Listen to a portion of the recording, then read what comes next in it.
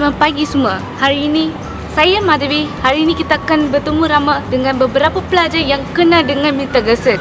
So tanpa melengahkan masa, jom kita cari mereka. Jom.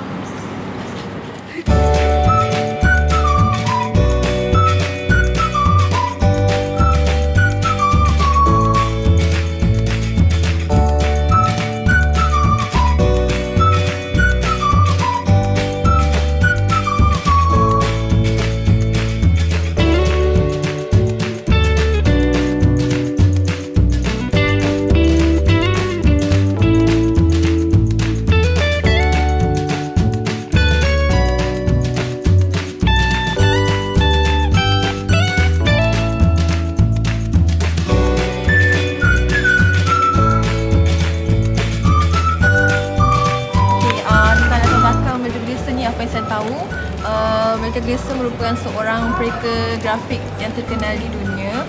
Beliau lahirkan pada 26 Jun 1926 di New York.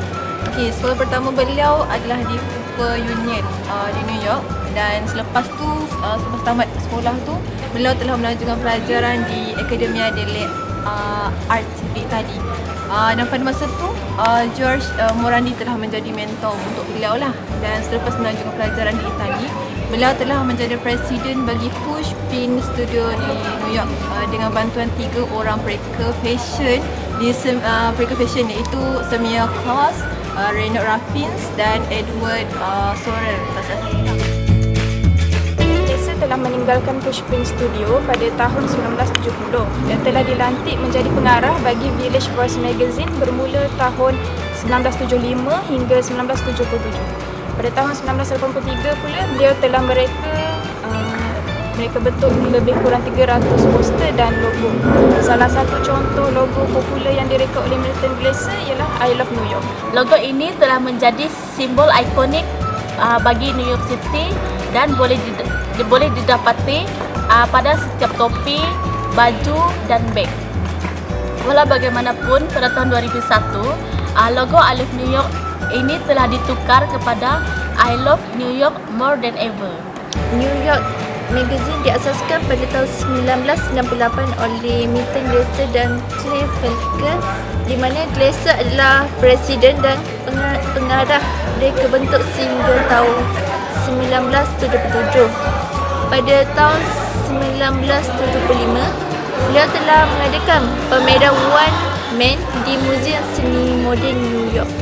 Milton Glaser adalah antara pereka grafik yang paling terkenal di Amerika Syarikat. Beliau mempunyai kelebihan dalam One Man Show di Museum Seni Moden dan Pusat Pompidou George. Pada tahun 2004, beliau telah dipilih untuk anugerah pencapaian sepanjang hayat Museum Cooper Hewitt Negara Desain dan Persatuan Fulbright pada tahun 2011. Pada tahun 2009, Milton Glaser telah dianugerah pereka grafik yang pertama bagi menerima pingat kebangsaan anugerah kesenian oleh Presiden Barack Obama.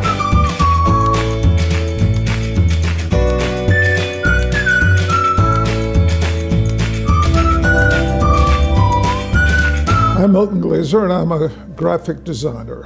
I loved to draw when I was 5 years old. I've never lost the idea that you can have something in your mind and make it physical and material that exists. So the transformation of an idea into reality is something I found the most compelling single thing of my life. And as it happens, the world of design seemed to be susceptible to that interest. All my projects mean something to me personally. The work that I did in the 60s and 70s, where I was kind of trying to epitomize the quality of that time in record albums and book jackets, and the kind of drawing that was of that period, interested me. I must say the best work I've ever done, the work that came out of interest in the work, not out of a professional assignment. But I've done too many works to isolate a few. And I'm not individually concerned about the pieces as I am about the process, about the idea of moving from one thing to another, and how one thing yields to another, and how things change before your eyes. That's one of the secrets of communication, is to create an entity that's slightly puzzling, but not so puzzling you can't solve it. So everybody goes through the experience of trying to figure out they can, And after they do, they feel satisfied and you get closure. That's a kind of rudimentary idea about communication theory. You know, in design, you're supposed to go first by arriving at a conclusion and then working towards it by sort of narrowing the opportunities to understand it. But my process is very different. It's very random. It's starting the trip without knowing where you're going and just wandering aimlessly until the path reveals itself. It's a different notion. It's closer to what happens when you paint than when you do design in most cases. The role of the graphic artist today is the role of a good citizen, as far as I'm concerned, which is that you participate in the life of your times and try to improve the existing condition. You don't exploit anyone, you don't force people to do things they don't want or encourage them to do things that are not good for them, which is why, for instance, I'm not in the world of advertising, selling products to people that don't need it or causes harm. Trying to sell people a bottle of soda is as dangerous as giving them an armed weapon.